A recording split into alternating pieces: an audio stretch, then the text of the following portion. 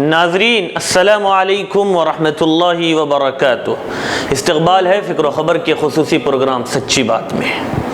ناظرین، آج سے تقریباً 100 سال پہلے یعنی 1919 میں ریشمی رومال تحریک کے روح رواں اسیر مالٹا دارالعلوم دیوبند کے پہلے طالب علم شیخ الہند حضرت مولانا محمود حسن دیوبندی رحمۃ اللہ علیہ کی ہدایت پر انگریزوں سے ملک کی آزادی کے لیے ہندوستان کے چند اکابر علماء کے مشوروں سے ایک مؤثر و مضبوط تنظیم کے قیام کا فیصلہ کیا گیا تھا،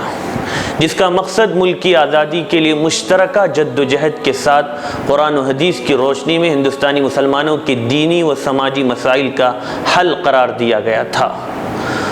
19 نومبر 1919 کو قائم ہوئی اس تنظیم کا نام جمعیت علماء-e-ہند رکھا گیا، جس کے پہلے صدر مفتی اعظم حضرت مولانا کفایت اللہ دہلوی رحمۃ اللہ علیہ منتخب ہوئے۔ ناظرین،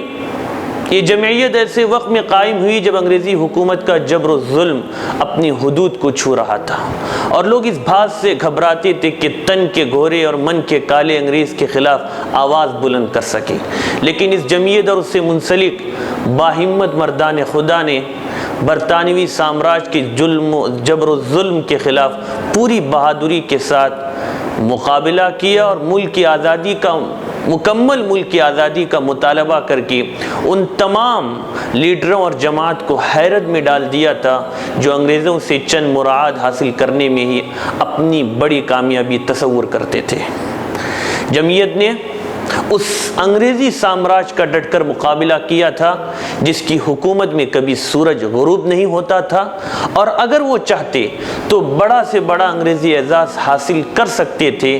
بڑی سے بڑی جاگیریں ان کے چشم آبرو کی منتظر تھی، مگر انہوں نے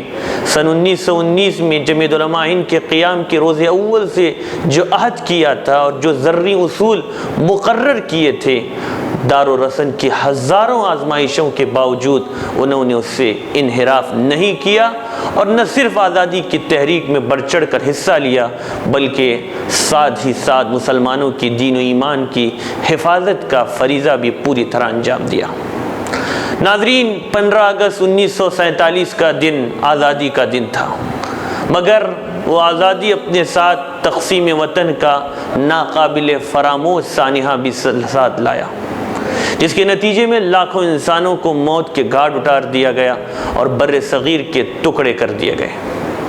اور ہمیں انگریزوں سے آزادی ایک طویل جد و جہد اور لاکھوں لوگوں کی جانیں کے نذرانے دینے کے بعد ملی تھی، تو حق تھا کہ ہر فرد اس کی خوشیوں میں شریک ہوتا۔ لیکن افسوس کہ جس وقت آزاد ہندوستان کے پہلے وزیر اعظم پنڈت جواہر لال نہرو 15 اگست 1947 کو لال قلعے کی فصیل پر ہندوستان کا قومی پرچم لہرا رہے تھے، ٹھیک اسی وقت دہلی کے گلی کوچے مسلمانوں کے خون سے لالا زار بنے ہوئے تھے۔ اس وقت جمعیت علماء نے ٹخنوں خون کے سیلاب میں گھس کر مسلمانوں کی دھارس بندھائی اور ان کے تحفظ کا بندوبست کیا تھا۔ ناظرین، وقت ہے ایک چھوٹے سے بریک کا، بریک کے اس پار مزید کچھ حقائق کے ساتھ۔ ناظرین، استقبال ہے سچی بات میں۔ ناظرین، جمعیت علماء-e-ہند کے مختلف شعبہ جات ہیں اور اپنے مختلف شعبوں کے تحت جمعیت نے جہاں جدید ٹیکنیکل اسکولز کے قیام پر زور دیا، وہیں مساجد و مدارس کے قیام پر بھی زور دیا تاکہ تعلیم عام ہو۔ اس لیے کہ تقسیم کے بعد مسلم طبقے کے لیے سب سے اہم مسئلہ اپنی مذہبی شناخت کی بقا کا تھا۔ اس وقت کے حالات کو دیکھ کر مولانا ابوالکلام آزاد رحمۃ اللہ علیہ نے فرمایا تھا، اگر مسلمانوں کے دین کی حفاظت کر لی جائے تو ہم نے ملک میں بڑا کام کیا، جس کے لیے جمعیت نے نہ صرف مسلمانوں کو مذہبی تعلیم سے جوڑے رکھا بلکہ عصری تعلیم کی طرف بھی خصوصی توجہ مبذول کرائی، اور عصری تعلیمی اداروں میں تعلیم حاصل کرنے والوں کے لیے جمعیہ اسکالرشپ کے نام سے تعلیمی وظائف کا اجرا بھی عمل میں لایا۔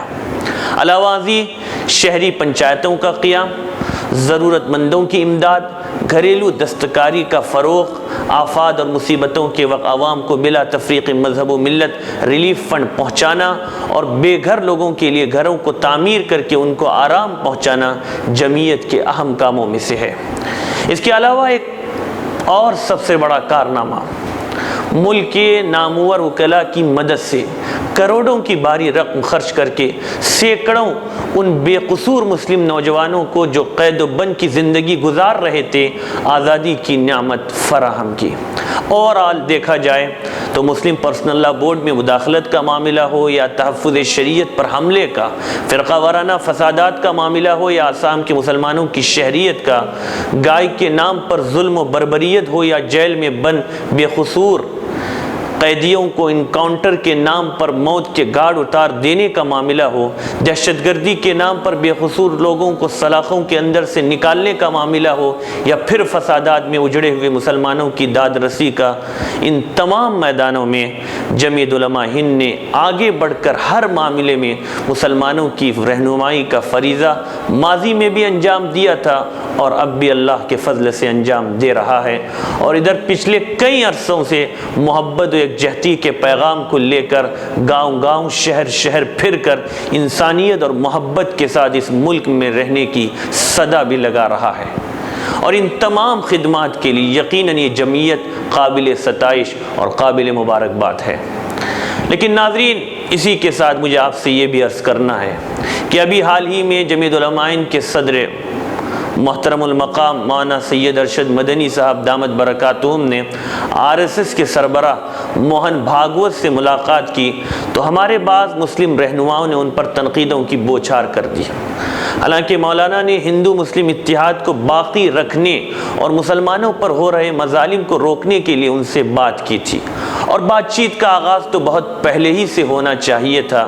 لیکن بہرحال دیر ہی سے صحیح ایک بہتر اقدام کا یہ آغاز تھا، اور ملک کی موجودہ صورتحال میں اس کی سخت ضرورت ہے کہ ملک کے تمام باشندوں کے ساتھ انسانیت کی بنیاد پر گفتگو کی جائے اور حق کا پیغام محبت، نرمی اور حکمت کے ساتھ ان تک پہنچایا جائے۔ ناظرین، ابھی چند دنوں پہلے جمعیت علماء ہند کے جنرل سیکریٹری مولانا محمود مدنی مدد اللہ کے بعد ایسے بیانات سامنے آئے جس سے یقیناً ہمیں بھی اختلاف ہے، لیکن ہمیں ہمیشہ اختلافات میں حدود کو مد نظر رکھنا چاہیے۔ اپنے قلم اور زبان کے استعمال میں احتیاط اور ادب کے تقاضے کو ملحوظ رکھنا اشد اور بہت اس کی ضروری ہے، ورنہ اسی کی کمی کی وجہ سے امت مسلمہ کا شیرازہ بکھرا جا رہا ہے۔ دوسرے یہ کہ اختلاف کی بنیاد ذاتی مفادات پر نہ ہو، اور نہ کسی صحیح بات کو محض اس لیے رد کر دیا جائے کہ وہ دوسرے طبقے کی جانب سے آئی ہے، اور نہ کسی غلط بات کی تائید محض اس لیے کی جائے کہ وہ ہمارے حلقے کی ہے، بلکہ صحیح بات یہ ہے کہ شریعت و سنت اور ملت کی اجتماعی مفاد کو سامنے رکھ کر رائے قائم کی جائے، اس لیے کہ اسلام میں اختلاف کی گنجائش رکھی گئی ہے، بلکہ مختلف نوعیتوں کا اختلاف امت میں شروع دور سے رہا ہے، لیکن اختلافات میں حدود اور آداب بیان کیے گئے ہیں، اور اسلامی تعلیمات کے مطابق اختلافات میں اس کے حدود سے تجاوز کرنا اور مخالفین کے ساتھ اعتدال سے ہٹ کر افراد و تفرید کا معاملہ کرنا جائز نہیں ہے۔ صحابہ اکرام کے دور کو دیکھا جائے تو ان کے مابین اختلافات رہے، لیکن ان کے اختلافات ذاتی مفادات کی بنیاد پر نہیں ہوتے تھے، بلکہ غلط فہمی یا اجتہاد کی بنیاد پر ہوا کرتے تھے، حتیٰ کہ صحابہ کے مابین جنگوں تک کی نوبت آئی، لیکن ان تمام چیزوں کے باوجود حدود کی رعایت میں وہ اپنی مثال آپ تھے۔ تاریخ نے اس واقعے کو بھی محفوظ رکھا ہے کہ جب بلوائیوں اور سبائیوں نے خلیفہ سوم حضرت سیدنا عثمان رضی اللہ عنہ کا گھیرا تنگ کر رکھا تھا، یہاں تک کہ ان کو گھر سے نکلنے تک کی اجازت نہیں دے رہے تھے، لیکن اسی وقت مسجد نبوی میں انہی کا ایک فرد امامت کر رہا تھا جو لوگوں کو ناگوار گزر رہا تھا۔ لوگوں نے اس کی شکایت سیدنا عثمان رضی اللہ عنہ سے کی تو لوگوں کی شکایت پر آپ کی زبان سے یہ نصیحت برا جملہ نکلتا ہے کہ نماز بہت اچھی چیز ہے جب تک لوگ اس پر عمل کریں، اور جہاں لوگ اچھائی ہو وہاں تم اس کا ساتھ دے دو، اور جب وہ لوگ برائی کو اختیار کرے تو ان کی برائی سے اپنے آپ کو بچاؤ، اجتناب کرو۔ یہاں برائی کا مطلب ان کا خلیفہ کے ساتھ بغاوت کرنا تھا، یعنی مطلب یہ ہے کہ اگر وہ اچھا کام کرے تو ان کے اچھے کام میں ان کا ساتھ دو، اور اگر وہ برائی اختیار کرے تو اس برائی سے تم دور ہو جاؤ اور اپنے آپ کو اس سے بچاؤ اور اجتناب کر لو۔ قرآن مجید میں اسی کو کہا گیا تھا کہ وَتَعَاوَنُوا عَلَى الْبِرِّ وَالتَّقْوَىٰ، کہ نیکی اور تقوی کے کام میں ایک دوسرے کی مدد کیا کرو، اور غلط کاموں میں اور گناہوں کے کاموں میں ایک دوسرے کی مدد نہ کرو۔ تو یہ تھا صحابہ کا اسوہ کہ دشمنوں تک سے بھی ان کا یہ سلوک تھا کہ اچھائی کے اندر نیک کاموں میں آپس میں مدد کی جائے، اور برائی چاہے وہ اپنے لوگوں کی طرف سے ہو اس سے اجتناب کیا جائے۔ لہٰذا ہم سب کی یہ ذمہ داری ہے کہ ہم اپنے اختلاف کو صرف اظہار حق یا تلاش حق تک محدود رکھیں، زبان و قلم سے امت میں جوڑ کا کام کیا جائے، نہ کہ امت میں مزید انتشار کو بڑھاوا دیا جائے، اور امت مسلمہ کے شیرازے کو بکھیرنے کی بجائے اس میں پیوند کاری کرنے کی کوشش کریں، اور اس میں ہم سب لوگ حصہ لیں۔ آج مسلمانوں کی پستی کی متعدد وجوہات میں ایک اہم وجہ آپسی اختلاف و انتشار اور تفرقہ بازی ہے۔ یہی وہ بیماری ہے جس نے آج مسلمانوں کو مفلوج کر رکھا ہے، اور جس کی وجہ سے آج اغیار ہم پر غالب ہوتے جا رہے ہیں۔ ہمیں اپنے اسلاف سے اتحاد و اتفاق اور باہمی یکجہتی کی جو میراث ملی تھی، افسوس اور صد افسوس ہے کہ ہم نے اسے پس پشت ڈال دیا ہے، اور آج دوسری قومیں متحد و متفق ہو کر اپنے جائز و ناجائز مقاصد کے حصول میں کوشاں ہمیں نظر آ رہی ہے۔ بقول شاعر مشرق علامہ اقبال علیہ الرحمہ کے، گواہ دی ہم نے جو اسلاف سے میراث پائی تھی، گواہ دی ہم نے جو اسلاف سے میراث پائی تھی، ثریا سے زمیں پر آسمان نے ہم کو دے مارا۔ ناظرین، یہ ہے حقیقت۔ اس امید کے ساتھ کہ آپ اس اہم پیغام کو دوسروں تک پہنچائیں گے، اسی کے ساتھ اپنے میزبان کو اجازت دیں۔ والسلام علیکم ورحمۃ اللہ وبرکاتہ۔